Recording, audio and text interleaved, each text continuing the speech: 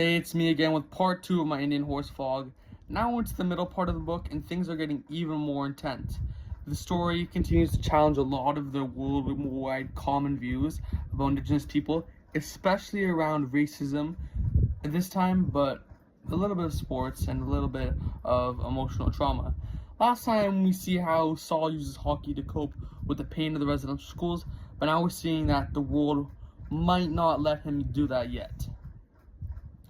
At first, things are looking pretty good for Saul. Saul's really good at hockey. He's really natural. Father Labotillier sees this. He puts him on the older boys' teams, and as he plays against people in the town, a scout from another team called the Moose, Frank Kelly, invites him to live with his family and play for the team. So now he plays with the Moose, which is a First Nation team that tours around. It seems like hockey's finally giving him a chance. But the more he plays, the more he sees how much racism is in the system. People cheer when he scores, but they insult him when he's off the ice. It challenged the idea that sports are equal opportunity even when you're amazing. But for Saul, he's Indigenous and he's treated as less. And Saul is proof of that. When Saul's team travels to white towns, they face all kinds of racism. Trash thrown at them, slurs yelled, and even violent. It's constant. This makes you think about how deep racism really goes, especially in places that make you pretend that they're fair and they're welcoming. So this is a reminder that talent doesn't protect you from the hate. Father Labotillier, he's an interesting character. He believes in Saul. He treats him like a son. He shows him everything he can. He fights against the other older fathers and priests.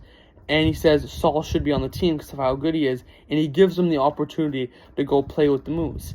So he encourages his talent and wants him to seek love for the game. It makes you wonder how someone can be nice and still part of a harmful system. This challenges the black and white thinking that we often have. Like, not every person in the system is cruel, but they can still benefit from it, right? Or they're still part of it. Saul never really talks about what happened at the school. He pushes it all down. He just plays hockey. But you can feel that there's something inside of him that he just can't get out. Because he did really well at the school, but it feels like there's more where we just don't see right yet. This part really challenged the idea that silence equals strength. Saul's quiet, but it doesn't mean he's healed. It shows how people, especially men, are taught to hide their pain, and that can destroy them from the inside out. You can feel it shift the way he plays hockey. It stops being fun for him, and the more he plays, the more alienated he feels. It's like things are that once saved him is now just a place where he feels alone. That challenged the idea where we often hear that your passion will fix everything. Sometimes the world finds a way to ruin everything and ruins the game you love. It's heartbreaking. This part of the book hits hard.